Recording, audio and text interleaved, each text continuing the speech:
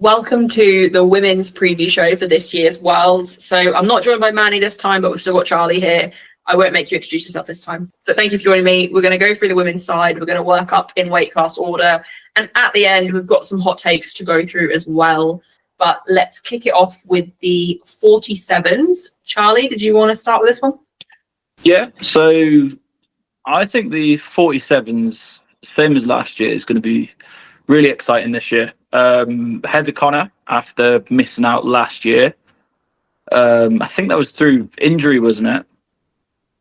It was either injury or health issues. I think she had a lot of health issues over it was health issues. One or the other.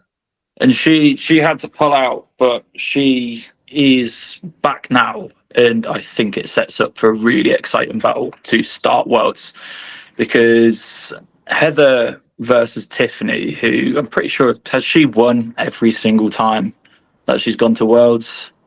I think it sets up for a really nice battle. So Tiffany, since she started competing, she's just out of the juniors, and her training has been looking incredibly strong after a bit of a difficult Sheffield experience. I think she went into that feeling ill, so she wasn't able to push as much as she may have liked to, but she still came out with some world records, if I'm correct, against Heather, who at PA Nats, while she had no competition, she absolutely stormed the session. And the deadlift at the end, I think, like, if it comes down to it, there is going to be a really big deadlift battle between the two of them, with Heather, as long as she goes 6 for 6 in the subtotal, probably keeping us on the edge of our seats until the end. So, I'm curious to see what your initial take on it is as well. I agree. And had you asked me a couple of weeks ago, I probably would have said I think Heather's going to win. But Tiff did just put up a massive 170 squat in training. And I think with Tiff, obviously I think she was ill for Sheffield. She wasn't injured. She was unwell, I think, which is why her strength just kind of tanked a bit on the day. But she didn't have a bad day by any means. But it looks like after kind of being stagnant for a while, so Jessica Espinal took her total world record at Junior Worlds last year. And I feel like that was probably the kick that Tiff needed. Yeah. And it looks like things have just been on an uptick kind of since, obviously taking out the fact that she was ill at Sheffield. Yeah, she hit a 170 squat in training, and it wasn't easy by any means, but it moved. And I think, she's totaled 455 in training. I'm not about the real up. I can't remember what she bench or deadlifted for that, but she is looking stronger than ever. It's one of those things with attempt selection with the French team. I think we always say this. It depends on their attempt selection, but I think they're going to have to be going with a really good game plan, because Heather does look stronger than ever. And I think as long as Heather comes in completely healthy, I think it'll be really, really close. And if you would have asked me after PA Nats, I think I would have said Heather's probably going to win, because I don't think Heather really cuts into the class either. And if she does, she doesn't cut much, where I think Tiff does sit about 50 kilos, which at that body weight, that's quite a lot to cut. So I'll be interested to see if Tiff holds on to her strength. And if she does, I think she will win, providing she goes 8 for 9, 9 for 9. But Heather will get the final say with her deadlift. So I'm looking at, so Manny sent me his notes from his scouting, and he did put Heather hit 195 for a triple on deadlift at about 8.5 he's put. So her 205 at Nats, I can't remember it specifically in my head, but I'm pretty sure it wasn't top end either. It was easy. Like, there's like she's going to load what she needs. There. Yeah, that's the thing. And I don't know if Tiff's going to have a big enough subtotal for Heather to need to load 412. Like, it'll be very interesting to see, but I'm going to go with my gut and say I think Tiff will pull it off, but I think it will be incredibly close. I think the difficulty with when reading into the 47's training is they always look so much stronger than they are on the day. So I remember watching Heather in the build-up to PA Nats, and she was hitting like really big PRs. But then it's like on the day, I think with how severe the weight cuts can be at those body weights, they can lose like quite a lot really easily. So that's the thing that makes it difficult, like reading it from the training. It's like I've seen Tiff hitting like all of these like big training PRs, but then it's at the same time, I'm not familiar enough with her training to know, like, does she always do this? Does she always look really good in prep and then maybe like fall off in comp? But I think Heather has looked really good, but Tiff's kind of gone up a gear. And I do think that she's going to defend her title again. But it will come really close with Heather, but I do think that she'll probably have to pull a little bit too much to be able to manage it. Just having a look on open powerlifting as well, because I was going to say, I think sometimes with the French lifters, we all kind of think of them a bit more negatively on comp day because they don't always put up obviously amazing PB totals and stuff, but it's because they compete so frequently. But I was thinking, I don't think Tiff's been competing as much lately, but actually after Sheffield at the end of February, she did do silent worker and she did total 432. And she missed her final pull on that day. So I think it's going to be really close because Heather definitely had room with her 420. Was it 425 Heather hit? Yeah. She had room for probably about another 7.5 at least. I think that was only on a deadlift though, wasn't it? Yeah. But that does put them pretty much neck and neck. And obviously with Jessica not being there, I think Tiff will want to take her world record total back because she didn't get a Sheffield anyway. But then it's, do you push for the world record total or do you just defend against Heather? Yeah. Pretty much, and then I guess it's just a special mention to Vicky in third. From like where I'm familiar with the 47s, I think she's got enough to tie that up. So she's probably like going to be on an island by herself there. I don't know if you're familiar with who's in fourth. I'm not, but as far as I'm aware with Vicky, she should be strong enough to just get the job done and come in third. So I'm not too familiar with Annalisa, who's ranked in fourth. And to be fair, she's not too far behind the nomination. So she's ranked fourth with 390, and then Vicky's ranked third with 399. But one thing I do remember about Vicky was at last year's Worlds, she bombed on elbow depth. And I remember it was just a really controversial class with elbow depth that day, because I think Jessica also got hit with the elbow depth rule as well. And there was just a lot of controversial calls in that session. And Vicky was obviously massively affected by it. She bombed out. So I think if she misses 1 or 2 bench presses, or she's not going to take massive jumps just with the weight class she's in, that could open the door for Annalisa to potentially maybe deadlift the difference there. So I do think it's going to be probably closer than it looks, unless Vicky's obviously made adaptations for that elbow depth rule. But it's one of those things, I think, where the call could have gone either way with her elbows on the day. So I don't know if she'll have gone away and made major adjustments to make it absolutely undeniable, or if she'll just be thinking different judges, different outcome kind of thing. So that's the only thing I really have to say there. Like, I do think Vicky should, as long as everything that goes her way on bench, come away quite comfortably in third. But if the bench depth rule does come into play, then I think Annalisa could sneak in. Yeah. Right, I think we'll jump onto the 52s. So this is essentially the Evie Corrigan show. I don't remember when she hit that 477.5. Let me just check on open powerlifting, because I know Sheffield didn't really go her way, and there was a lot of talk of her being close to 500. So yeah, 477 was at Sheffield, and she missed 2 benches that day and her final pull. She's definitely capable of more than 477. And Megan Lee Smith, also from New Zealand, is ranked second with a 466. So the nominations don't look too far away. And I do think Megan's been looking really strong.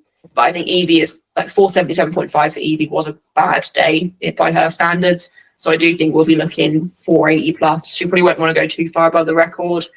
I'd imagine she'll do what she normally does and try and, secure the win on her second pull and then not need her third pull. But we'll see. But the current total world record is 481 in that class. And I think if Evie can hit 480, she'll be comfortable and set herself up nicely for Sheffield as well. Do you think that Evie could afford to do that? Because it's like, I know it's kind of her thing where she just won't take her third, but with Megan Lee Smith is getting closer. And it's like, well, she won't win if Evie does all 3 pulls, but do you think that she can actually afford to do that now with Megan starting to catch up a little bit more? I think if it was a different weight class, I'd say no. But with the 52s, they don't take massive jumps. And looking on open powerlifting, Evie's jump to her final pull is only ever around 5 kilos anyways. So I think if she needs to take it, she will, and she'll probably have the room, but she has the bigger deadlift anyway. So I think by that point, she'll know what she needs to secure herself comfortably ahead of Megan. And also, obviously, they're both from New Zealand. I don't know. Obviously, I'm assuming Jason's going to be handling Evie. I don't know who's going to be handling Megan, but they might have had decent insight into each other's training anyway, which could come into play. Obviously, the handlers are going to be doing their best for either one to win, but they might know where Megan's top end deadlift is just out of seeing her training. I don't know who coaches Megan. So that could also potentially have an impact, I guess. But yeah, I think because that weight class don't take massive jumps, I think Evie will probably be in a position where she can do that. And, you know, going into Sheffield, there was talk of 500 kilos. And I don't know that she's necessarily strong enough to hit 500. I don't think she'd do it at Worlds regardless if she was. But if she is, then she can hit a pretty comfortable second pull, secure around 480. And then if she needs to come out and load 5 kilos more just to get ahead of Megan, she can. Yeah, and I mean, she pulls after anyway, doesn't she? So it's like, I guess she knows what's going to happen, and if she needs to do it. Yeah, she's pretty close. Like, she's pretty comfortable there. And yeah, because she has that final pull advantage, she's just in a good position. Other nominations as well. So we've got Catherine, Plundeckers, and Noemi as well, who are all really close, battling for podium. So we've got Catherine from Canada ranked third with 443.5. Plundeckers from Netherlands ranked with 443 in fourth, and then Noemi with 437.5 in fifth. Noemi and Plun have both been on the world stage so many times. They are such great athletes in this class, and I think Noemi's kind of been on a bit of an uptick. I think she had a bit of a rough patch with her training and stuff for a while, like with injuries and things, I believe. But she's been looking strong. I've not seen tons of any of their training, to be honest, but I think the battle for third is going to be super close. I feel like I'm gonna back Noemi just because she has got the bigger pull historically. And she'll obviously be in that position to go for third. And I think this year, obviously team points are important, but I do think, you know, why wouldn't you go for that third spot if you're in that position? Because from there, the other nominations are reasonably close, but I just think they can probably get a little bit further ahead. And like Noemi's best ever total is 454. So if she is healthy and training has been going well, she could potentially be creeping up to the mid-high 440s there at least. Yeah. I mean, again, it's like I'm also not too familiar with their training, but from what I've seen from Plundeckers, she's had a lot of momentum through recent meets. I think she did win Euros against Noemi, and she was looking incredibly strong on that day. So it'd be interesting to see if she is able to replicate that, and also if she's able to push her own squat world record as well. And if she can, that should set her up in a really good position to get into that third place with the chip. So I'd back Plun as well. Plun has also hit 450 before at Girl Power back in October. So their best totals are really close to each other. Just while I remember as well, I'll let you carry on a sec. Leah Lucas from France, she is ranked 23rd with a default total of 75. So I did just want to call her out as well. So she won't be in prime time. She won't be in the A flight. So that is a bit of a disadvantage there in terms of getting herself on the podium. But she has just moved from the 57s, which is why she got that default total. And she put up 440 in April in her first meet as an under 52. So if she was in prime time, she would absolutely be a contender for that third spot. Because she's not, these other girls are going to obviously know what they need to hit and have that advantage there and plan to obviously get on that podium. But she might have a fantastic day and put it slightly out of reach for them if they start missing. So I believe she's hit 447.5 as under 57. So even if she's not on the podium this year, I think she's one to look out for in the future if she does maintain under 52. Yeah, for sure. I'm assuming your predictions for 1 and 2 were Evie and Megan, same as nominations. You'd be wise for thinking that, yeah. All right, so we'll move on to the 57s then. You can take the lead on this one. The 57s, I'm so excited for the 57s. It's six names in this class that all have, I mean, there's the third to sixth all have the opportunity to finish in third. And the battle for the top spot is also, I couldn't call it either. I'm probably going to need your help with some of the context here because I don't know where Jad is at entirely. I know that Natalie had a bit of a comeback meet at PA Nats. Not too familiar with how strong she's looking compared to her best now. But I know that Joy is looking strong from the British and she's had the time to actually progress from that performance as well after cutting back down to the 57s after going on a bit of hiatus. Sarah Nowdy is probably who I'm backing to win. I'll talk through that in a minute when I've got through the context with like Jad and Natalie.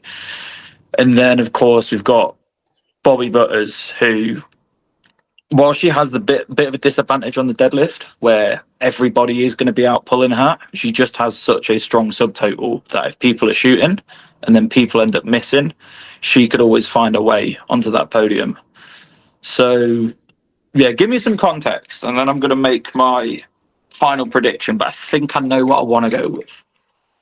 So I am in a similar boat of I don't know too much of what's been going on. So Jad is a bit of an unknown. She's posted, I think it was around a 170 squat. I can't remember if it was a single or a double, but her squat looks like it's basically back. And at Sheffield, to be fair, her squat had taken a hit from her injury and everything that obviously been going on for her.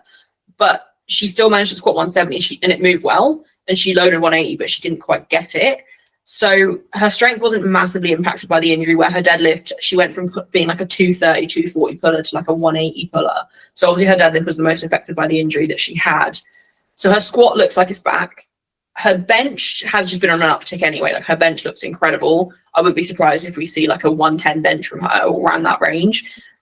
Deadlift, I haven't seen her post, so I don't know. If Shad is healthy, I think she will be in the running to potentially win. But I agree with you. I think Sarah Naldi is the kind of safest bet for the win. I think her best total as a 57 before she moved down was 537.5. The cut doesn't seem to have really impacted her too much. Like she's done a meet or two as a 57. I think she's done one, hasn't she?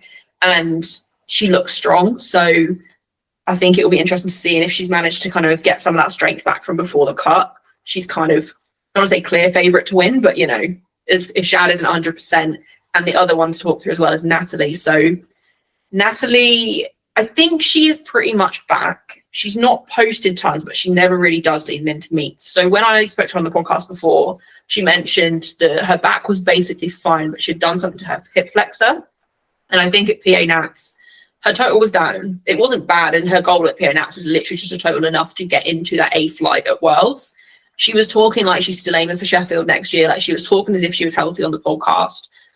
I think the hip flexor injury definitely affected her. And I think my theory with what happened at PA Nats, because she still had a really good day and she won pretty comfortably, you know, she still put up good numbers, but her squat was down 20 kilos on her best. Her bench is looking really strong, so that's not really been impacted by her back or anything else that would be impacted by her hip flexor. Her deadlift was also down, but again, she didn't need a massive pull. But I wonder if it was just a case of because she'd been nursing these injuries for such a long time, like her squat at 165 at Nats, it looked slow. But is it just because she literally hasn't loaded this much on her back in a year? Is it just that her body's not accustomed to those loads right now because she's been nursing these injuries and she's obviously been sensible and just taking her time? She did post a squat on her story about a week or so ago, and I couldn't see what it was, but it did look like a minimum of 3 plates, and she did put on there that it was the heaviest she had squatted since her hip flexor. So I'm going to say her squat is going to be back at least 175 plus. If Natalie is healthy, again, Sarah Naldi isn't comfortably in the win. But if her lifts are even down, like if her squat's even down 10 kilos, that automatically makes the win much harder for her. So I think the 57s, if everyone was healthy, would be incredibly exciting. And obviously, this sounds bad, but I don't want to say it's almost more exciting because there's so many unknowns. But there are so many unknowns going in that like we don't know who's healthy and who's not. If one of them is and one of them isn't, Sarah Naldi's job is much harder. So it'll be interesting to see. And I think, let me check Natalie's best ever deadlift, because Jad is obviously a massive puller when she's healthy. And I think Natalie also has a bigger pull than Sarah Naldi when she's healthy as well. So that also then takes the advantage away from Sarah if they're both healthy, if that makes sense. Yeah. I think my top three was Sarah Naldi in first.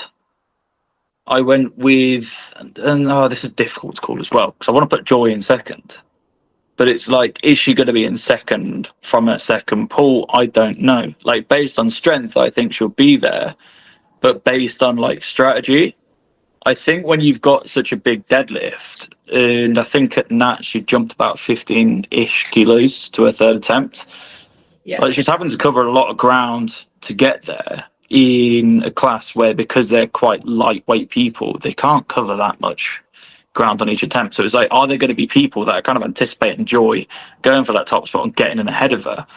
So I find it so difficult to call. I'm confident Sarah Naldi will win. I've been confident of that for a little while now, because I mean, she's tripled the squat world record.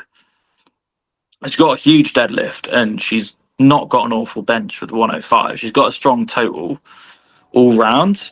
And I'd say the big shooters on deadlift, two of them, as you said, are kind of unknowns at the minute. And because they're unknown, I'm not inclined to back them. And I don't actually have either Jad or Natalie on the podium. And I do want to put Joy in second. I think I will say Joy in second. And then I'm going to go with, I don't know, it's either Bobby or Sovan in third. And I want to go with Bobby because it's GB, and Bobby might be one of my favourite powerlifters. I think she's incredible, and I think if she goes 9 for 9, she should come third. But if she misses an attempt, I think Sovan's got the ability to get in ahead of her. Is the 490 from Euros from Sovan? No, that was 485 at Euros. 490 was from, it was a French meet, that it was French nationals potentially back in October. Yeah, she only got one squat at Euros, didn't she? Yeah. And 2 benches, so she missed a bench as well. My only thing with Joy, obviously I would love to see Joy, and I think she'll be on the podium. It just depends where on the podium. My only thing with Joy is it depends if she gets called on squat depth, because her squat's been looking super strong. But it also depends because she got called on a deadlift. I can't remember what year it was. I can't remember if it was last year or the year before. She did get called on her final pull as well, just where it gets a little bit sticky as her knees lock. Yeah. And again, it's one of those things that can kind of go either way. So I do think it's so hard because all of the big pullers have a very similar pull. Yeah. So it's not like there's one puller that is comfortably ahead. I think Joy has the biggest potential for a pull at this point. Like, even if Shad is healthy, I don't think she's going to be back up to like a 240 pull that she had in training before. I think 225, 230 for her and Natalie would be great. Joy's tried 240 before. Like, she's been close to 240 before. I think Joy has the capability of pulling last. It just depends on the standards of the day if she gets all 3 squats. Yeah, I think, you know what, I think I've got my final prediction. It's probably going to be the weirdest 57 podium that anybody predicts. But I'm going to go with Sarah in first. I'm going to go with Sovan in second and Bobby in third. I think that 2 of the big pullers just won't be at the race with where they've been with injury recently. And it probably just isn't enough time for them to be in the right position. And I think that Bobby, like, the weird thing with like people that don't have a big deadlift is whilst they're not going to be able to pull last, they are going to be the person with the most secure total. And dependent more on where other people are shooting, they could all just go too far. And when the dust settles, Bobby's just in the right position. So I'm going to go Sarah, Sovan, Bobby. I think the thing with Bobby as well is she's so consistent. Everything's clean. And I think she's very good because she has got the lower pull. And obviously she's always been in that position. So she knows to just do her own thing. Yeah. She's not going to get carried away with what's going on elsewhere. And she will just do her best on the day. So I think Bobby, I don't think we end up with 2 Brits on the podium as much as I wish we would. And I do hope that's how it lands. But I think, I agree with you that Sarah's going to come first. I think Joy will come second. And then I think either Jad or Natalie, depending on which one is healthy, because I feel like one of them is probably not going to be coming in close to 100%. I wonder if Jad as well, because of course she'll have had to change coach, which might have also impacted things as well. And just like mentally, I don't know how she's doing. Obviously, like, I don't know. It's because she hasn't posted her deadlift at all from what I've seen. So I think Natalie's more likely to be healthy than I do Jad. So you think that Joy doesn't pull for the win? I think she might be comfortable in second from her second pull, to be honest. I feel like Natalie will probably pull for podium ahead of Bobby. And I think Joy will potentially be a bit too far for her to load up and go for. I'm not too sure how it's going to play out, but I also think Joy is sensible enough that she would, if it's a case of second, or if it's a case of pulling for second or pulling for the win and it being too risky to miss out on a podium, but like if she's not already secure on the podium, I think GB will play it safe and just get her second. All right. Okay. I mean, we'll see how it goes anyway. Yeah. Right. We'll move on to the 63s. Very excited for the 63s as well. I say that about every class. I need to just stop saying it. So I feel like the 63s, little bit of an unknown, not for the same reasons. I don't think anyone's come into this injured from the 63s. I think Meg is my favourite to win after her performance at Nationals and just how reliable of a lifter Meg is. I think she will come out on top. But Alba has been looking super strong. And I know Alba was disappointed with how Sheffield went. And I think she learned a lot of lessons about herself and her training through her Sheffield prep that she's definitely changed up. And I don't think I've ever known a lifter to be more locked in than Alba. Like, she's so locked in onto everything. And I know that, you know, she knows how strong Meg is right now. So she's going to want to come in and obviously prove a point. She's also quite a bit younger. She's got more potential to obviously increase that total a little bit quicker than what Meg probably would. So I do think the podium is probably going to end up how it is. I think Megan first, Alba second, and then Chiara Bernardi in third. She has also been looking incredibly strong. So I do think there's enough gap in their totals that I think that's how it's going to play out. But Alba hasn't been showing her training in prep. She showed a lot of her training leading up to maybe about 6 weeks out, but she hasn't really shown anything since. So I don't know if because I think she was hitting close to top end numbers while also doing quite a lot of volume in her training, like in her YouTube and stuff. She was basically still hitting her top end squat, for example, but she was doing a lot more volume that she would then strip back into comp and get that fatigue gone. So I expect a PB total from Alba, but I don't think it will be strong enough to beat Meg. Yeah, I mean, I don't have much to say on the 63s because looking at the nominations, that's how I see it panning out. Because whilst like Alba's got that potential to like grow faster, I think that Megan's just been doing the same thing anyway. Like, she looked incredibly strong at PA Nats, and I can just see her doing the same thing at this meet. And I just think there'll be too much distance between her and Alba once everything settles for that final pull. And I think it's just better that Alba settles in second and Chiara's on her own island now that Sarah's not there. So yeah, I think the podium will just read as is. I don't really have too much to say for this class. One thing I am excited for is Betty Ibarra's deadlift. Yeah. Again, it's a bit of a shame. It's a bit of a shame that she's not close enough to really be able to do anything with it. But she's been looking really sharp in training. And her final pull, I think it was Junior Nationals in the Netherlands, looked easy, and then she just lost balance at the end, so she missed it. But everything that she does on deadlift looks really easy, so it'll be interesting to see if she tries to push that and how far she tries to push her deadlift. But that would be the main thing that I'm looking for in this class. But yeah, I think Megan first, Alba second, Chiara third.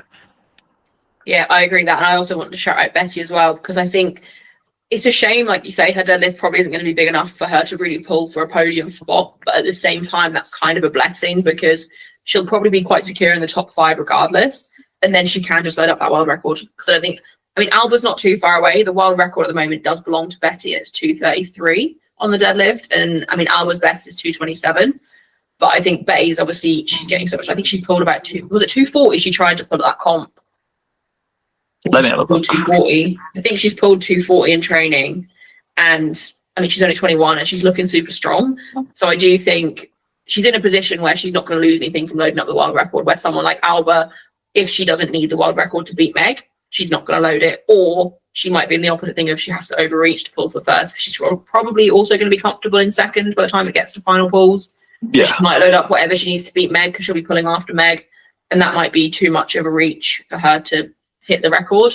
And then Betty's safe there and just loading what she wants for that world record and just securing that for herself, which she's still a junior as well. So to hit that open world record, I mean, she's already got the open world record, but then boost it even further would be crazy. I think other thing to mention as well, current total world record is 557.5 and it belongs to Carola Gara. So, I mean, pretty confident we're going to see that broken. And I think it's one of those records that probably has to be broken. Because for me, it's like I'm usually not gonna like look at a world record and think, yeah, that's gonna be broken because of the whole like dynamic with Sheffield. But where Alba's so close to it, she will force Megan to push past it just to secure her position. So I'd say, yeah, that's getting pushed. And quickly looking back, 47. I don't think the 47 one will be pushed. I don't think the 52 one shouldn't be pushed because Evie, I think she likes Sheffield enough that she's not going to ruin her own chances. And the 57 one will be pushed because that's going to be such a dogfight for that top position. Yeah. But yeah, the 63 one, it has to be pushed. I think Alba has the strength to get past it. So it's probably going to get extended by about 5 or 10 kilos with those two battling out at the top. Yeah, no, I completely agree there. It's going to be a really good class to watch. And, you know, even though the podium's pretty comfortably set, obviously we don't know the order of the podium, but we kind of know who's likely to come out in the top three. Even just things like watching Betty pull for that world record and just seeing who ends up in the top five, like it all impacts team points. And I think it's going to be really cool to see. Also, just want to shout out in the 63s as well, Sabrina Downs from GB. Looks like she is also in the A flight. They've got quite a big A flight for this class, so that will be really good to see. She's been looking super strong in training, so I'm really excited to see what she puts up. And yeah, see where she can break in. She's currently going in ranked 10th, but I'm sure she'll end up crawling her way up there a little bit because the nominations are super close, all the way from 6th at 502.5 down to her in 10th at 592.5. It's just a 10 kilo difference there in total from 6th down to 10th. Yeah. Moving on to the 69s. Did you want to take this one? Kind of. Can you guess who I think's going to win?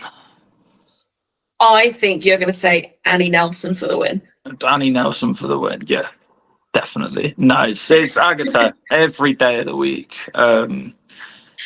What is she doing with her body weight at the minute? Just before we get into it, why is she weighing like Agatha is 65? cutting because originally she wanted to do Euro Muscle Show if IPF were going there again, and she wanted to do it as a 63 and break the 63 total world record, essentially. But because the Euro Muscle Show is not going to be with the IPF this year, or the IPF aren't going to be competing there, I believe her new goal is to basically do World Games 64, 65-ish and aim for a 10 times bodyweight total, which is an absolutely insane feat. But if anyone's going to do it. Okay, that makes... I saw it and I was very confused. Does that mean that she's doing Sheffield as 76 then? So she wants to basically... I think it's going to be her last meet light at the World Games. And then I do believe she said that she wants to do Worlds next year as an 84, which means Sheffield would be 76. So she'll basically start bulking back up once World Games is done, I think is the plan. Yeah, okay. She's basically like the powerlifting Thanos, isn't she? She goes for everything. Anyway, this flight, yeah. I mean, it's going to be Agatha going for the win. She will probably not put on like the show that she can with like what you've just said about World Games. She should just be going in and just doing what she needs to win. She pulls so much more than everybody else in the class that she can just cruise through squat and bench and then just put on the bar what she needs. But I wouldn't imagine that she wants to harm her chances of like performing well at any other sort of meet. So yeah, it'll be her in first. And then again, I think it's a case of like the nominations will probably be the same order as the final podium. Carol O'Gara, she pulled out of Sheffield with an injury, didn't she? Yeah. What was the injury? I could be wrong, but I have a feeling it was back, but I'm not actually confident on that. I think it was her back. Yeah. So it's like the only way I can see Carola and Celine trading places is if that's still holding her back. But I do think that Carola's just got a really, really big subtotal, and that should just hold her out in front for what she needs, really. So yeah, I'm going to go Carola in second and Celine in third. Yeah, to be honest, I do agree.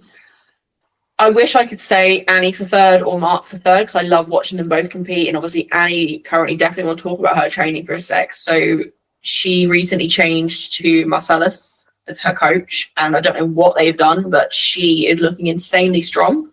Obviously, she was always insanely strong, but like her squat is consistently like I think she's quite regularly hitting 200 plus on her squat right now. Her bench has absolutely blown up. I feel like she's probably going to be opening on a PB bench or matched PB bench. Like she's been benched like 125 plus, and it doesn't look totally max effort either.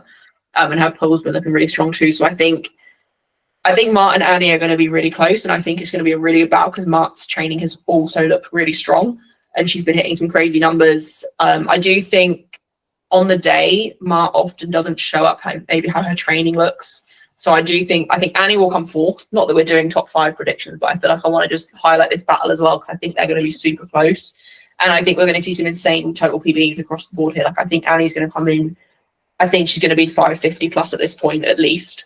But podium, I do agree on the podium. I think if Carola is healthy, she's quite comfortably in second there. Obviously, Agatha is comfortably in the lead. I think Agatha is still going to push as much as she can. I don't think she'll go for a PB total. I don't think she'll break the world record or anything like that because her strength has taken a bit of a hit since doing the cut, but like her squat has gone up. So I absolutely expect Agatha to come in and try and hit a squat PB on the platform. I think her best currently is 210. She's been hitting around that in training like it's nothing. And I think her squat was always the one historically that she kind of struggled with the most. And it's just looking unstoppable at the moment. So I think we'll see a PB squat from Agatha if nothing else. Bench seems to have taken a bit of a hit, but I think we'll still see like a 150 bench, which is crazy to say that that's taking a hit. And I think deadlift probably down a little bit, but I still think she's going to push. So I just think she's the sort of lifter that she can just push whenever she wants to. Like I don't think it's close enough to world. I mean, it's only a 7-week turnaround to World Games roughly, so it is a quick turnaround. But I do think Agatha will just pull it off. I just think she's just unbelievable. Like she'll just do it. I think, Carola second, provided she's healthy, which, to be honest, I don't think she'd be going to Worlds if she wasn't healthy. I think, it was obviously bad enough that she withdrew from Sheffield. I don't think she'd be going to Worlds if she wasn't healthy. I think she's sensible enough that she wouldn't push through an injury. So as long as she's back to pretty much full health, I think we'll see a big total from her. And, I mean, if it was her back, potentially it didn't really have an impact on her bench. So let's see another massive bench from her as well. And I think Celine in third. Celine is a lifter that she's been around for ages. She's consistent. I think she'll quite comfortably hit that third spot as long as.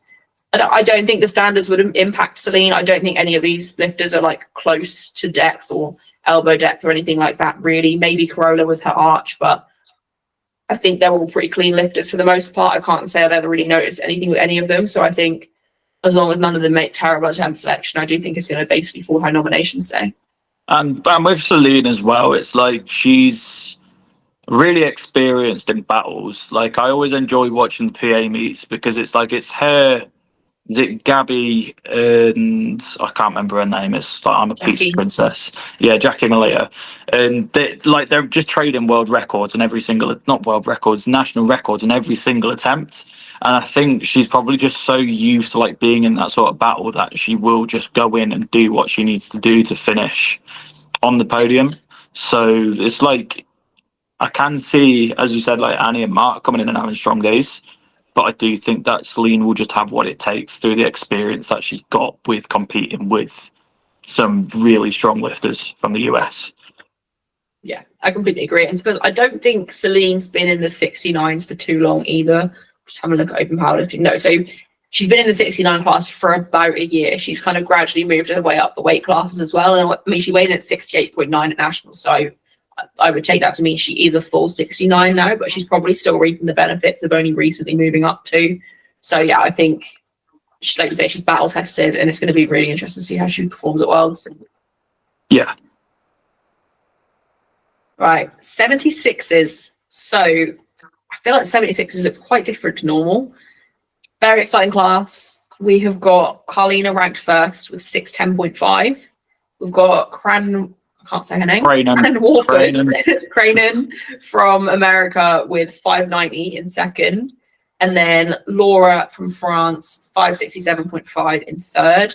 So we've got quite a big spread there. And again, I personally do think it's going to fall Carlina, Cranen, Laura. I'm really intrigued to see what Carlina does. I think she's looking like she always looks strong. She always just kind of pulls it out of the barrel on the day anyway. But I think it was on, I can't remember what podcast it was on. She was on a podcast recently and she was basically saying that they've kind of changed things up a little bit lately and essentially just been building her base a lot more, working on her rep work. And then a couple of days ago, like she literally posted like a 238 squat or something. Yeah, so I think with Carlina, we're going to see a massive performance, especially because I don't want to say she's not got a close battle because Cranen is still pretty new and she is progressing at a very good rate. And I do think we're going to see her in the 600s. So I don't think she'll be crazy far behind Carlina, but I do think Carlina's probably good for like a 620 plus total at this point. And I mean, I'm pretty sure Agatha's knocked the world record up in that class, hasn't she? What's the world record total? Oh no, it's 6:16. Carlina's got the world record total. She probably won't go crazy above that, but I think 6:15 is enough to secure a win anyway. I don't think Cranen will have progressed enough to really catch her up quite yet. But I don't think it'll be long before she's in that conversation. And then I think just shout out to GB girls as well. We've got Temi ranked 4th. Temi is absolutely finding her feet in the 76s now that she's cut down. She's done a few meets now since leaving the 84s, and she's just looking stronger and stronger every time. And I'm really excited to see what she does. I don't feel like she's posted tons of training lately. I haven't seen much from her now. No, but I mean, she's a reliable lifter. She's a clean lifter. I'm excited to see what she does. I don't think she'll be close enough to Laura to get on the podium, but I do think we'll see a big total from Temi. And I think the other person to shout out is obviously Sophia. She's coming in ranked 7th, and I believe that's with her total from British, which essentially, I think going into British, she was really struggling with her knees anyway, and she was basically just doing the bare minimum to be able to compete on the day.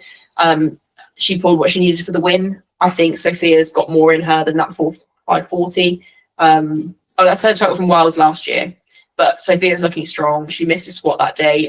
I think I say healthy loosely. I think her knees are always going to give her trouble, but she's looking healthier at the moment, I think, and she's looking strong. So I can see her pulling it at least into the top 5.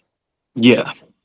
I'd agree. I was just looking through some of Cranen's training.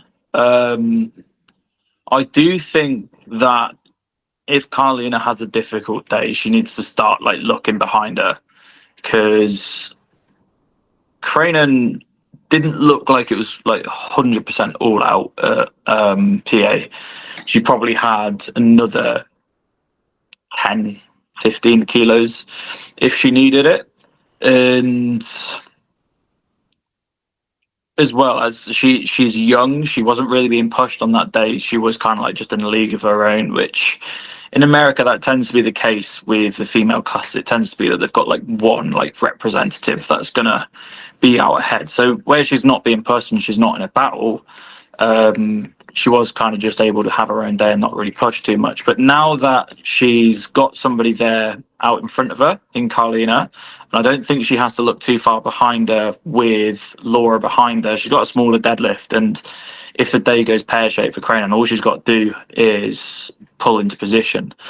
But there is potential for a battle there if Carlina misses. But at the same time, I don't think Carlina misses, definitely not to that extent. She's incredibly consistent with just hitting big lifts. And I think after losing last year to Agatha, she's definitely going to take that world title back with her. So I do think it'll be Carlina, it'll be Cranen, and it'll be Laura. I don't see any of that changing.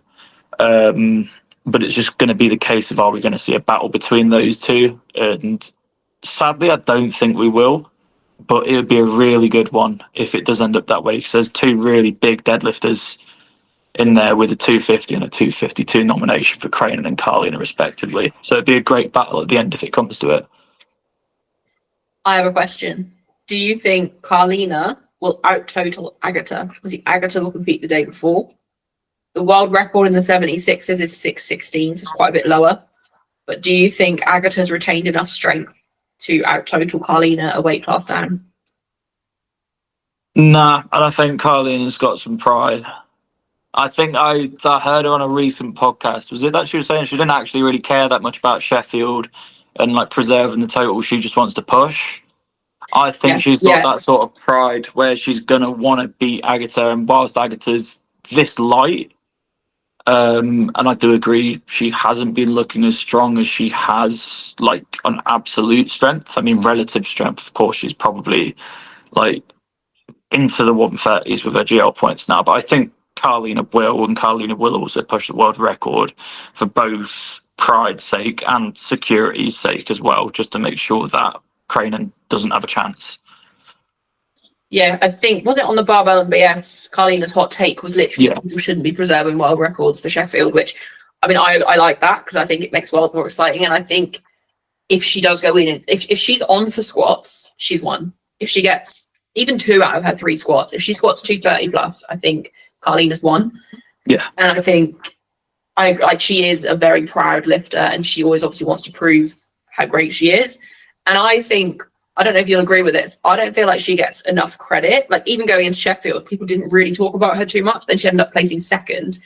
I think obviously because Agatha's been in Carlina's weight class and then cut down and out-totaled her, people almost like forget Carlina in the conversation. But Carlina's not far behind Agatha. When Agatha moves up to 76s, if Carlina is on, I think the battle is going to be incredibly close. Like last year at Worlds, Carlina just didn't have her day on squats. She missed 2 squats, which obviously had a massive impact on her total. Her deadlift was down, so that wasn't her day. So fair enough, she was a bit further behind Agatha. But I think Carlina on a good day, Agatha on a good day are closer than people think. I don't know if That I might be a agree very with you hot take. I don't know if I agree with you there. I think the fact that Agatha can out-total Carlina a weight class down, I'm pretty sure that was the case at Sheffield. Yeah. I don't think it's close. And it's a shame because, like, where I said Bobby's one of my favourite female powerlifters, Carlina's my other. I think she's brilliant, like her energy. She's just a fighter. And that's what I love to see about someone on the platform is somebody that just leaves their heart out there. And she's definitely one of those. But as much as I am a massive fan of Carlina, I don't think that she could get that close to Agatha, especially if Agatha put on that many kilos. The only thing that's going to be harmed from Agatha coming up is probably her deadlift, because I think it's been said that like she does actually look stronger as a 69, probably just due to better leverages. But that is a hot take. That is a hot take for a reason, because I don't think it's right. But we'll have to see. We will see next year. I think it'll be fascinating to see how it transpires, and I'd love to say that it's the case. But I think Agatha would win by a landslide at that point. I think if Carlina hears this, then she's going to literally just find a way to make it happen. I really hope she does, because for. as I said, I would love for her to make it happen. She's honestly one of my favourite lifters to watch. I think she's brilliant, and I was so happy that she came second at Sheffield as well. And I know Manny sent this to you as well, but we wanted to give a special mention to Zuzana Mazur from Poland. I might have butchered that, but first year in the juniors, put up a 5:22, and I think he sent it to us. She's putting up like 5:40, 5:50 in training, and that's with a 202 squat, 105 bench, and 215 deadlift. And while she's probably not going to come like too close to the podium, that is absolutely huge for somebody that's literally first year into the juniors. So somebody to keep an eye on. And was it 5:50? Do you know? I've got it here. I didn't even realise that this was who you were referencing. Yeah, so Manny sent me this morning, 560 total at 19 years old in the 76s. So, yeah, she's going in rank 9th. She's in the A flight. Again, she's too far away for the... Well, to be fair, she's not too far away from the podium, actually, is she? She's not at all. No, I'm so glad they've put her in the A flight because, yeah, that's crazy progress. She's 19 years old. She's been competing since 2023 when she was 16. And yeah, that 560 total in training, it looks pretty clean as well. She's definitely one to watch. And I think it'd be quite a big upset. I don't think people are going to be expecting her to potentially place on that podium. Yeah, it will be interesting, but I've got to say I've been watching a lot of Laura Matalin's training, and she's been looking very good. So whilst, yeah, Susanna should come in and have a strong day, I think if Laura just does what she does, she should be safe in third. But yeah, it's still going to be really exciting to see what she does and see where she ends up in that battle for probably like that 3rd to 5th spot. I'm so glad you pointed out that was who he sent the reel off, because I just thought he found someone strong and sent the reel over. That puts so much more context into why he sent her lifts. No, that's so funny. But yeah, no, I'm very excited to see what she does now, actually. And yeah, it's going to be a crazy class. When you think Carlina hit 600, 3 years ago for the first time in the 76s, and it was such a big thing. And we're probably looking at least 2 lifters in this. Well, 2 lifters in this flight, I would imagine, going 600 plus. I think Crane will, and I think Carlina obviously will as well. Yeah. And we're missing some big names in this class as well, which leads us on to the 84s, because Jess Bittner has moved up to the 84s. Another name that I don't know if you'll know too much of her, Lucy Stefanikova. I believe she's Lucy Martin on Instagram, which is why I always miss her off of the nominations. But I noticed her So she's normally a 76. I do believe she has missed weight a couple of times as a 76. So she's moved up for Worlds to the 84s. Now, Lucy did compete at Euros and she hit 560 at Euros, which is where that nominated total comes from. And she had a really good day. She looked really strong. And that was with a cut. Oh, no, that was in the 84. So that was at 80.5. So that was a light 84. So she's got room there as well. So I think the 84s at Worlds, I don't think the 84s normally get tons of eyes because it is always the Amanda Lawrence show. But I think this year it will get more simply from the fact that like Jess Bittner's moved up. She's such a big name in the sport and people will want to see what she does without the cut. It's always been a thing with Jess that she does huge weight cuts to make. She used to do it with 72s, then she did it with 76s. So she's moved up. Also, Ziana, I do think the podium is going to end how it reads. Amanda, Ziana, Jess. Very excited to see what Ziana does. So she recently, I'm going to load the reel up, but she squatted 215 for a triple, I believe.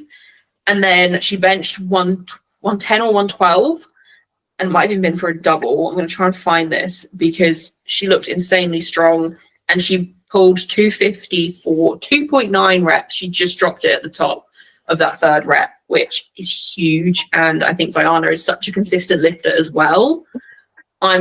She hit 600 at British, and that was a huge milestone for any woman in GB. She's the first classic woman to hit 600 in GB.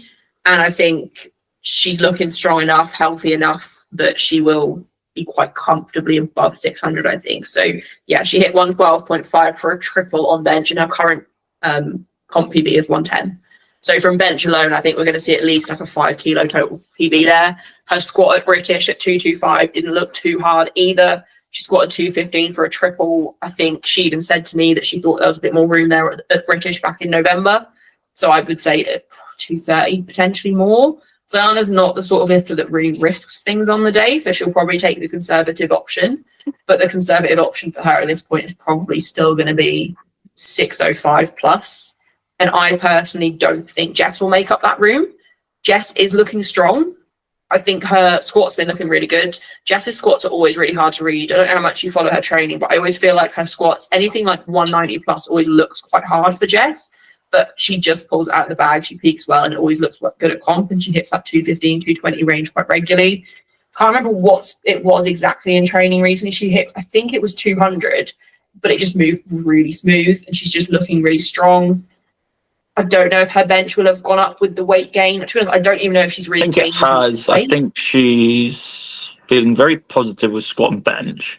So I remember the reel. She was like, squat, this is this far away from my PB, which is like, I'm happy with this. Did the same for bench. And then didn't seem so happy with her deadlift, which in recent years, like what was kind of like her main weapon has all of a sudden kind of like subsided. And it's a shame that she doesn't have that in her arsenal so much with two other people that are just absolutely massive deadlifters, with Ziana and Amanda ahead. It will be interesting to see how Jessica does in this and how much she does come up.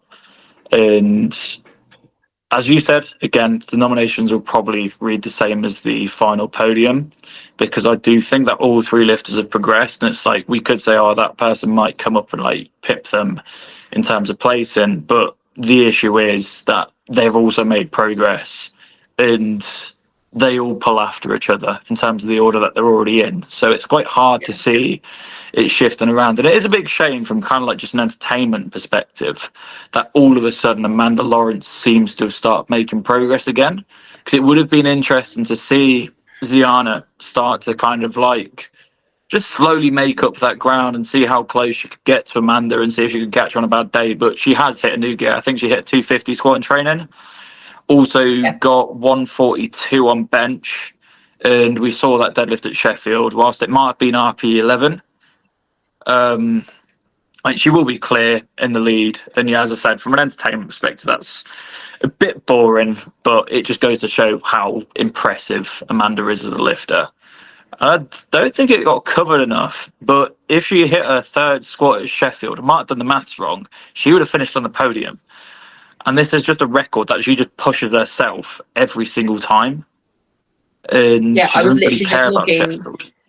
So and it was a big jump. She doesn't normally take very big jumps. Her third squat's in comp, but she started taking big ones. I guess because she's been like, it's just too heavy to take a small jump at this point. But yeah, at Sheffield, she took a 10-kilo jump to her third squat and she missed it. So had she hit that, she also would have hit a 654 total, which would indicate good progress for Amanda. Like she's a lifter that, although her total hasn't necessarily gone up tons, she still hits records regularly. It's just different lifts at a time. So if she finds the formula for all three, like her bench is looking insanely strong. She's benching 140 plus regularly now. Like if she can have a day where all three lifts show up, she will be 655, 660 plus, which would be huge for her. Yeah, and she doesn't really focus on Sheffield, but it's like, I would want to see if she could actually save herself for that and see what she could put up there. Because she doesn't need to push here. Like, Ziana won't have made enough progress to get to that, like, 640 range of cores. As you said, she'll be in the low 600s, maybe into the 610s on a perfect day. But it would be really good to see Amanda put all three lifts together, because she was, like, getting close to the world record on, like, it wasn't all three. I don't think she's close to the world record on bench, is she? Well, no, that's Agatha holds that, yeah. But the squat and the deadlift, it's like, if they all show up, she will be in the 650s. And all of a sudden, this total that, like, she's been pushing it for so long, to make that big of a dent on the record again would be a huge achievement. And she's probably also one of the many victims of that really low cut-off point for the 84s. Yeah. I think her body weight at one point, she I think it was before Sheffield last year. I think it was 2023, where she didn't have the best of days. I think her body weight was, I said that she still hit 647. She just did place very high because it was Sheffield. And I think that was the year that a lot of records got broken. But she said that she cut from like 89. But I think ever since then, she's, as far as I can tell from her socials, I think she's been trying to walk around like 85, 86 and just consciously stay a lot closer, so that she can basically just sweat off what she needs to, and it's just much easier cut. Yeah, because it's just a shame that that kind of like low cut-off point for the weight class is just starting to act as like a bit of a bottleneck, maybe, because she's been dominating it for so long. But it's like, if you let her have the extra body weight, what would that do for her performance? And that's another conversation for another time. But I actually think, while you're on that though, when I had Ziana on the podcast, so Ziana's the same thing. She walks around about 88 kilos, I think she said, roughly, maybe a little bit more sometimes. And she just kind of cuts down from there. She's doing world games as a light 84 plus. And I wonder if Amanda will do the same thing. Because, makes sense. Well, the world record saved for Sheffield then anyway. And obviously it's all on good lift. And Amanda's good lift is already, like, she wins best lifter, or at least comes very close to winning best lifter at Worlds every year. Like, if she goes in a little bit heavier, doesn't cut, maybe like 88, 89 as well, I wonder what the performance uptick will be like for her and Ziana, and I wonder how many people will do that if they're in the lighter bracket for the World Games. Yeah. That's an interesting point. I hadn't even thought of that. It'll be exciting to see. I think other person just to shout out, obviously, is Melina. She's going in ranked 6th, 555.5. She did Euros back in March and had her really good day. First time representing GB as an open lifter. She, I think she went to Worlds and Euros as a junior for GB. But she put 542.5 up at Euros back in March, but she did miss a squat on deck. It still moved comfortably. And then I think from there, it was just take what you need to win. But I think her goal is basically just try and come top 5 if she can, which I think for your first year as an open lifter internationally, obviously it's not her first year in the open, but she had about a year out, I think, when she first became an open lifter. I think it'd be really good to see what she does. And 4th through to 7th, to be fair, are all really close. They're within 10 kilos of each other. So I think it's always interesting to see the battle for top 5. I don't know if you pay much attention to that as well, but like, I don't know what the team points work out as, but I feel like top 5 is always quite a big goal for a lot of lifters. That's what Melina also said. Yeah. It just depends, because it's the top. Is it Worlds that's 12, 9, 8, 7, 6, 5, 4, 3, 2? I'm honestly not sure. I should know this, but I'm not sure. It's, top 5 will, of course, like score more, and then they just take like the 5 best placings to contribute to team points. Someone else just to quickly shout out as well. I don't think she's probably going to be in much of a contention for top 5, but Agnes Ruden from Sweden. She's recently moved up from the 76s. And as a 76, her best total was 537.5. And she has a nominated total of 75 just because, again, she's moved up weight class. She hasn't qualified as an 84 yet. But 537.5 isn't too far away from what we're talking for, like, potential top 7, top 8, like prime time flight. So if the extra body weight has given her a good uptick in her training as well, I haven't looked her up, to be fair. I've only literally just noticed her on the nominations, but potentially put up a big total from her in the B group or the B flight, depending on how they split it up. Will be interesting to see how close she gets to that podium spot just from the extra weight gain alone. How come? Because she would be qualified as an 84 if she qualified as a 76. Only if you go down. How come she has just gone with 75s across the board? Because she's got a 537 on open powerlifting. I'm honestly not sure. Earlier this year. I don't know if it's the same rule for World as it is like a national level. I'm not sure. I mean, it probably is. It would make sense. It is because Bob Matthews. So honestly, I'm not sure. I don't know. It's interesting. But in some ways, I guess it's good to be in that B group because it, not in terms of knowing what you need, but it's good in the sense of there's no pressure on you. You can just go out and have your best day. And then if the other lifters beat it, they beat it. We'll just see. We'll see. But yeah, it's definitely a name worth shouting out. We've got a lot of very strong lifters in this flight. I think it will be one of the most exciting 84s we've had in a while. Yeah. Moving on, final weight class, 84 plus. I'll let you take the lead on this one. I think there's 2 battles going on here. It's a battle for first, and I think this is one of my hot takes. I think there will be a battle, and not necessarily because of pure strength, but because of the standards. And then it's the battle for third. And I'll start with Sunita versus Brittany. And Brittany has been having some really, really strong training recently, and kind of like from what she's been sharing on social media as well, psychologically, she seems like she's in her best position for this comp. And I've always seen Brittany as this really consistent lifter, and kind of in the super heavyweights, it's a bit of an unknown as to whether like lifters are going to hit their top end every single time just because of standards. But she's definitely somebody that squats to depth. She gets all of her deadlifts, and that's a real asset when she's got such a big deadlift. And I've only ever really seen her make attempts on the platform, as opposed to Sunita, who is the stronger lifter, but did have a bit of a rocky day at Sheffield. And I do know that there were people that were saying that maybe she shouldn't have even had was it a second deadlift was the only one that she got? Let me double check, but I think so. Yeah, she got her second pull, but that was it. Yeah, and people were saying that maybe that shouldn't have been given. So I think there is that opportunity for Brittany, with her being so strong, first of all, and with that kind of like battle of standards, for her to maybe have that opportunity to pull into the lead if Sunita doesn't have the day that she wants.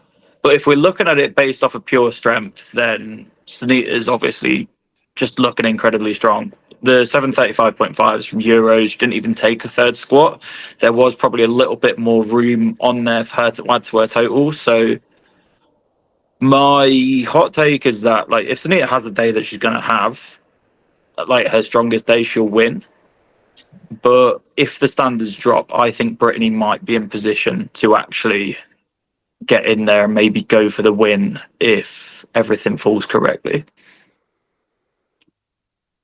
I do agree with you, I think, to be fair, because actually Brittany's total isn't that far behind Sunita's. It gets lost, I think, because Brittany's not got, like, I mean, her deadlift is outstanding. I was saying she's not got an outstanding lift, but I mean, her deadlift she pulled 280 before, which is above the world. I just say she's got a huge squat as well. Sunita is just on a different That's exactly what I was going to say. I think the spotlight of Sunita's crazy squat obviously just takes away from what Brittany does. I think total wise though, so Sunita hit 735.5 at Euros. And I do think there was room, to be fair. I can't remember all of her lifts, but I remember this. I mean, she's hit more than 318 in training, or she's at least hitting 318 squat a couple times. I think the 318, she's only done that in comp, but I'm not sure. I think she hit it in training in the lead up to Sheffield as well, because she kind of jumped straight past it, Sheffield, for the 325. But I think Sunita's good for another squat world record. I think she's hitting 300 plus so regularly now that she's capable of that.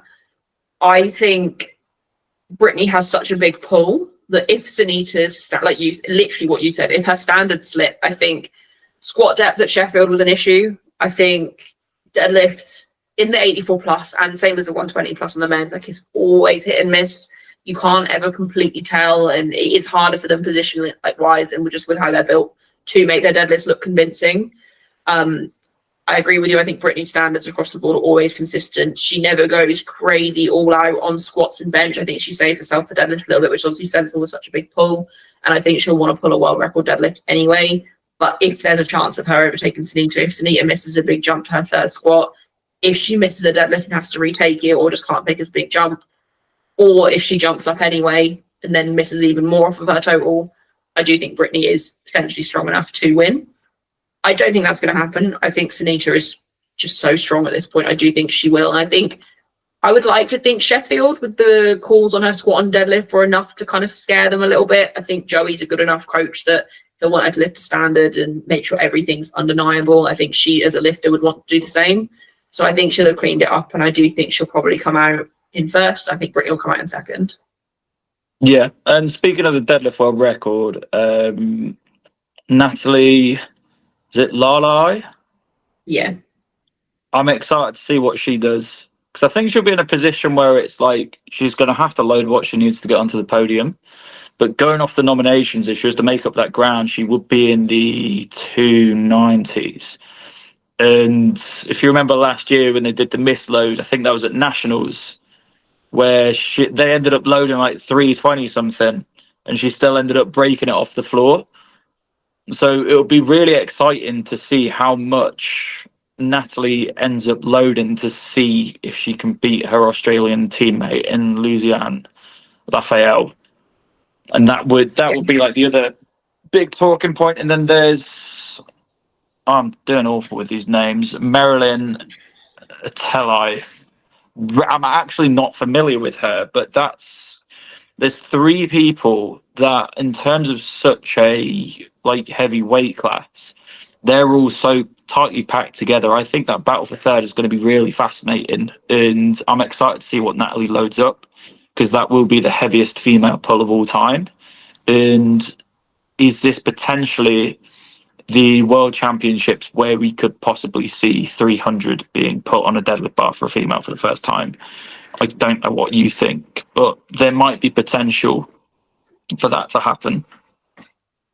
I pretty much mirror everything you've said. I think I forgot Natalie Lale. Like so I just looked on her Instagram. So yeah, they misloaded at one point. I think you're right. I didn't find that one, but I think it was around 320, and she literally broke the floor with it. Like, that's insane. But I think it was at Nationals. She went for 304 to load for the win, and it wasn't far away. Like, she just didn't quite lock it out. But her deadlift has looked ridiculous, and I do agree. I wouldn't be surprised. Like, I think on that day at Nationals, if they'd have loaded 300, she would have probably gotten it.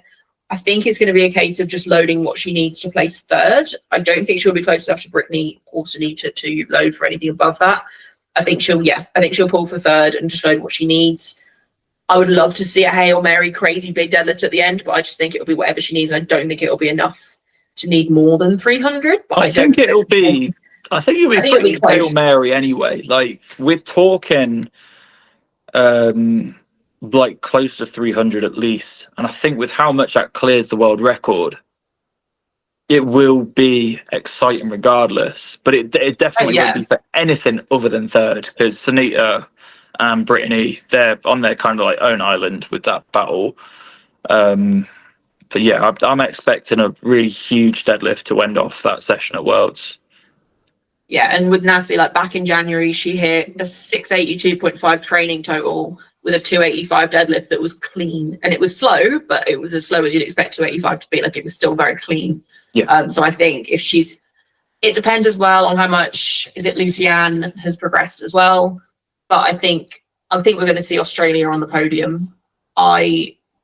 Maryland, they're literally so close on nominations. Natalie and Maryland are literally neck and neck on nominations, both with 673 ranked for, fourth and fifth. So I don't know. And I'm also looking at Maryland's squat. She squatted 291 before. I'm not familiar with her training. I should have really looked her up, but I'm wondering when that was and how much she might have progressed since then. Is she closing in on a 300 squat? Like, imagine. So it looks like Maryland's still quite new. She's done 3 comps. She's 24, maybe 25 now. So back in September is when she hit 291 on her second squat at 24 years old. And she loaded 300.5 for her third and didn't get it. That's just on open powerlifting, but we could potentially see 2 women squatting 300 plus in this fight. Yeah. Which would and be as well, we have got Benika Brown back. And I didn't watch her PA Nats performance, but I did watch her at the SBD meet in America last year.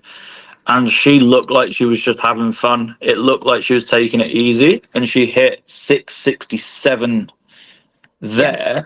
So, like, yeah, I'm not familiar with what she did at Open Nats. She might have taken it easy. From memory, I think it was a pretty secure win. So I think she, again, just had fun because her total was down quite a bit. I don't think anything was too difficult for her. I think it was a case of just turn up and have fun from what I remember. But I think since the year she lost, I do feel like I think she bombed out, didn't she? Like, I do think we've not seen the same Benika. We've seen more of just a happy, enjoying training, enjoying competing, not putting pressure on herself Benika. But I wonder if in the background she's been working away to almost prove a point. Obviously, she's a bit older than the other girls. Like, she's been around longer. She's got such a legacy behind her already. Like, if you scroll on her open powerlifting, it's been going since 2003. So she has nothing to prove at this point. But like you said, 667 at Raleigh last year. If she's progressed on top of that, we're looking at potential podium as well. Her best is 680, and I do hold to the fact that that's 667. She didn't look like she went out of second gear there, if I remember correctly.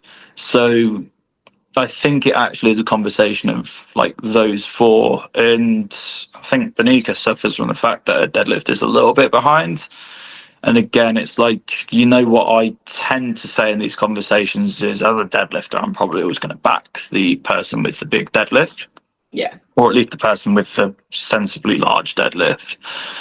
But yeah, it makes a really exciting session because there's things happening in 2 different areas. As I said at the kind of like intro for the class, like, we've got that battle for first, which if Sunita has a strong day, she'll crush it. But if she doesn't, then all of a sudden this really exciting battle opens up.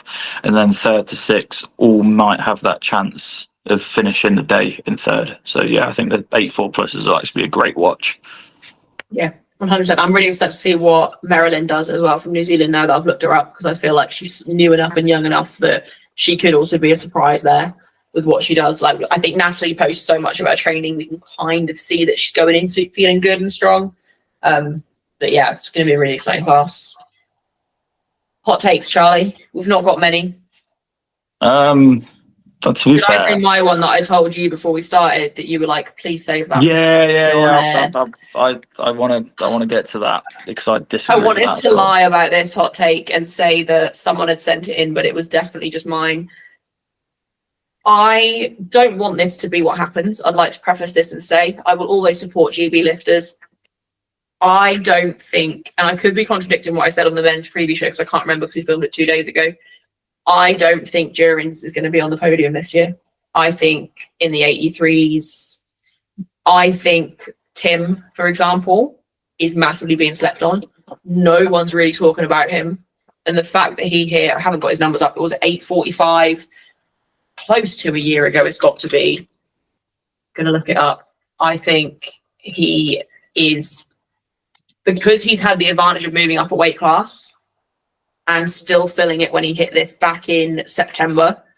He hit 8:45.5. I think he will have progressed at a faster rate than Durins. Even though Durins looks strong. Durins knows how to bench now. This is true. He But has. Tim's I bench is think also going up. I don't know. I haven't seen Tim post for a while, I won't lie. I'm so off with this, but I think if he's healthy, there's no reason why he couldn't have added more. Like from what I remember, last time I saw him posting regularly, his bench was really going well. And that was the lift that was letting him down. He's always been a big squatter. He's got a big pull. I think we might be. I want to be wrong. I want to see both GB on the podium. Luckily, you are wrong. Because one of the things is, like, I don't know if Christian will program for Duran's the same way he programs for me. It's probably somewhat different. But I know that he probably won't be pushing his deadlift. Yeah. Like, we don't really. I think he said, Duran said that he doesn't really push his own deadlift too much in training. He keeps it sub-maximal. And then it kind of comes out in comp. His performance at Sheffield, he built on his total from Worlds, and this was after you've probably heard the story of how he had to throw up before weigh-in because the scales said the wrong thing. So this was after pretty much just purging himself in order to make weight. So he broke his own world record on a bad day. Still went 7 for 9. Now his bench has blown up. Hopefully he's adding another 10, 12 kilos onto that. And if that's happened with the bench, what's happened with the other two lifts? And I think Duran's as well should be in a position where he's able to pull after Tim, or at worst, he will just make Tim load too much. But he's not in that position where he can do that Hail Mary on his third because he's against Ade and Joe, who kind of are in the position to do that. So he's got to secure a total. And if I think he's trying to secure a position where he may be going for first, he may be going for second, he's not going to take a big risk. So I think just from a game plan, Duran's will end up on the podium and he will be in third. I don't see how he doesn't, especially with, I don't think he'll miss his final pull. So, yeah. I hope you're right. But I think it's not that I think he won't have progressed enough. I think him and Tim have probably progressed a similar amount, and I think their totals are just so similar that I think it's going to be down to that. I think more what my take isn't even necessarily that I don't think Duran's going to be on the podium. I think it's that people are underrating Tim and how much progress he could have potentially made here. I could be completely off. Like I say, he's not really been posting much. And if he has, I've not really seen it. Like, I don't feel like he's someone that really talks much on socials. He's a fairly just like get on with it in the background kind of lifter from what I can tell. But I just think he's not been in the conversation that much. I think their numbers are similar enough. I think it's probably going to be super close. Like, even just looking at open powerlifting and their best lifts, like, they have similar squats. They do have similar benches. They have similar pulls. So it's not even like either of them has a massive advantage there. Like, if they just pace the same and it just comes down to who can pull 2.5 more for that podium spot. But they've obviously also got to look out for other people that could potentially be chasing that podium spot as well. So that's probably my only hot take. I don't think there's anybody else in the conversation for that podium spot. I think we said this in the other one, Enna's a bit too delusional. And he's just not, like, he wasn't strong enough to outpull Duran's last year, so what makes him strong enough this year? I think Enna at the moment, which I think he's been doing for a while in the background, is just focusing on the subtotal so much. And his subtotal is going up. He's got the pull. He just needs to work on the other two. And he's looking stronger than ever on the other two, but he's just not quite there yet. I think, I don't think he'll be in a position to pull even for podium. He might do a Hail Mary for third. Yeah. But I also think, where's Ade's top end at this point? Like, I think Ade and Enna probably have similar top ends, but I think Ade is just a better deadlifter in terms of technique, is more consistent. Oh, do you mean on deadlift? Yeah, on deadlift, yeah. I was gonna say not on total, just on deadlift. I think that would be a hot Enna's spot. Yeah, no, I'm rooting for Enna. No, I'm just not rooting for GB apparently. No, I think on deadlift, I think they're quite similar. Obviously, Enna normally comes out last, but I think Ade will be in a position to just load what he needs to overtake Joe if it's realistic enough. And I think both of them can probably break 400 off the floor. I don't think either of them can lock it out, but I think the one most likely to hit their third pull is going to be Ade. Yeah. And I think, yeah. guess we'll see. But obviously, I support GB, and I don't ever want to say anything negative about our lifters. I think you've done it like twice this podcast, haven't you? So, another hot take, not mine. Perk doesn't win best lifter. I haven't even done calculations for best lifter, to be fair, but I think it's like Perk doesn't need to push because he will win, and I think where he was so big on winning Sheffield and then just missed even the podium, I think he's going to want to preserve like his total for that. Where on the other hand, I mean, first of all, Joe is ahead of him on open powerlifting anyway. And with how far that battle's probably going to get pushed, I think the chances for the 83s to have a good day at Sheffield is probably going to be ruined again, because that total will just get pushed so far. And it will be whoever wins between Joe and Ade that ends up winning best lifter. I think also, not that they're going to really care about this, but I think the reason I backed Joe for winning is because I think Joe is just so meticulous in how he plans things. And obviously it depends who's handling him and how much the handlers obviously trust his game plan and stuff. But I think Joe just plans stuff so to a T that I think he'll potentially be in a position that he's won on his second pull. But that's also a very hot take that I've just said there. If he does, I think he'll pull for best lifter because he'll know what he needs. And I think if Perk goes 850-ish, I think Joe would need around 900. I haven't got the maths in front of me, but I think, I don't think Perk will win. If he doesn't win, I think it will be whoever wins the 83s. But I haven't even looked at what the 93s good lifts were going to be, though. Joe definitely won't be pulling with best lifter as a priority because it's not over until Ade's done his final pull, and Ade does pull after Joe. And I do think that Ade has that kind of like slight unknown with what he's going to break the floor with, like Enna. I also think Joe respects Ade's pull enough as well.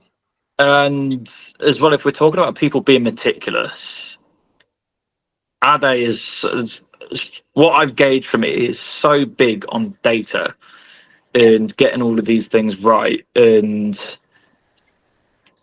I think that battle of being, I think that'll be one of the best battles of all time, just based on like pure strength.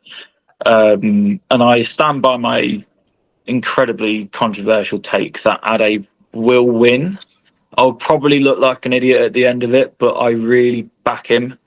As long as he goes 6 for 6, he will win and he will come away with best lifter if he wins. But if not, Joe will be the person that walks away with best lifter. It's going to be one of those two. It's not going to be Perk. Yeah, to be honest, I think I do agree with you there. And I think Ade just needs a meet that he goes 9 for 9. Like, he just needs a good meet. And I think he's had enough meets now where things haven't maybe gone 100% to plan, or he's not lived up to what he wants. Like, I think he even said recently that he was disappointed with his Western Euros meet where he broke the world record because he thought he'd have more. Like, I think he's someone, like you said, he is very meticulous and data driven. I think Joe applies it slightly better, at least to date. Obviously, I think Ade's just waiting to have his meet where he proves that he does too. So if Ade has a 9 for 9 day, then I do think he could beat Joe.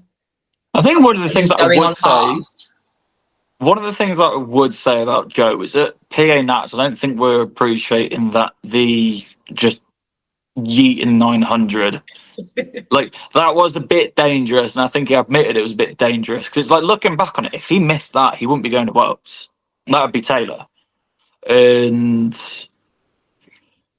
like, we can say that, but he's still got that kind of like, he wants to prove a point about himself that could be his downfall, because I always think like the 377 was maximal. It wasn't like in the bag comfortable. That was a pretty insane decision to make, I think. And more than anything else, it's lucky that it paid off because it was quite close. And if you got that pull wrong off the floor and had to go and retake it, have you even got the gas in the tank to do that? So, yeah, I guess that's all we can say. All we can do now is just watch him. But yeah, it's going to be a good battle. Think to this point, Joe's confidence has been his biggest asset. Like, obviously, if you're going to be a top level lifter, you have to have confidence in what your body can do. Like, you have to trust it. But I think Joe trusts the data so much. Like when I spoke to him, he was basically saying, he'd hit 900 in training. He's only gotten stronger since then. So he knew he had 900 on the day, which is a logical way of thinking to an extent, but you're not always going to show up strong on the day, even if you do everything right. Like you never really know. So I do think, is his confidence going to knock him at some point? He definitely respects the competition at Worlds enough to not need, like he knows if he doesn't need to hit 900 to win, he won't hit 900 to win. He knows that, but I think he thinks going in that that's going to be what's needed. But I also, one thing I found interesting with Joe as well. So when I spoke to him, I asked him, like, do you push every block? Because we keep seeing him post these crazy week fours, don't we? Where he's like repping crazy numbers, whatever, or just hitting heavy singles. He literally pushes every single week four. And obviously he's young. Like I think he's still a junior, or he's just aged out of juniors. This might be his first year in the Open. You can get away with that to a point, but is there going to be a point where he can't push that consistently? Like, has he reached that point? Like, as soon as PA Naps was done, he was back to training. Obviously, there was a short turnaround, and he went very heavy in his last block. I think he'll pull it off for this meet. Like, I do think he'll get away with it. But it's one of those things where, is his confidence where he had the confidence to go out and pull for 900 on his second, even though Taylor probably had like 890 in him or close to. So if Joe had have missed, Taylor would have taken that win. But Joe's confidence got him through. Like, is there going to be a point where that confidence just bites him in the arse, essentially, and just, is that going to happen at Worlds? I would think not, with the handlers they've got as well. Yeah. You never know. Yeah. Well, we'll see in a couple of weeks. That's definitely the one that I'm going to be tuning into if there were any. So it'll be brilliant. And if Durans wins, you'll look silly. I owe him a big apology. I mean, if Durans wins, I'll be incredibly happy. I think that, well, it was my favourite moment at Worlds last year was watching him win and just watching the celebration after. So yeah, I think that was everyone, to be fair. I was in a car park when I watched that because I was watching at the gym and somebody was telling me Russ is definitely going to win, and I was one of the few people that backed Durans from the start. And I was saying I just got a feeling that he's going to manage it. I didn't think he'd come out and pull that, but yeah, I just had a feeling from the start that it was going to be Durans that came away with it because it was too close in the nominations. And if you're a bigger puller, I like big deadlifters. So yeah, see, I didn't think it was going to go that way, but I hadn't really followed Durans training that closely at this point. I don't think either. Like he didn't post tons going into that Worlds, I don't think. And it wasn't until I think they changed his deadlift opener that it was suddenly really close on nominations. And that was when I suddenly sat up and I was like, oh wait, no, like I think he's going to have this. As soon as they did that, which shout out to Paul Marsh's game day handling, to be fair. That's all the hot takes we've got though, unless you've got your own, because we didn't put this question box up until literally we started filming. So I said to you, we're not going to get any answers in this time. Yep, I don't have any more. I don't think. I think that's it from me. So yeah. Nice. Any predictions on women's best lifters, even though we've not done the calculations? Agatha. Do you think it's going to be? Oh yeah, I was going to say it could be Sunita again if she. It'll be between Sunita and Agatha. I don't know. I haven't done the maths. No, I just don't know how much of a drop off Agatha's going to have. Yeah, but that's because her body weight's gone down. She'll probably out GL herself.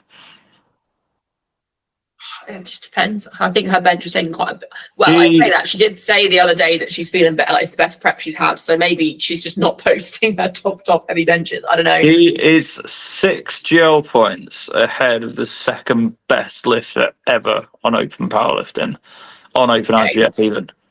She's winning best Agatha lifter. Probably is going to win, but I like to that's your final make myself sound dumb on these preview shows. I haven't done any calculations for good lifters, not good lifters, good lift points, like at all. So this is all just winging it.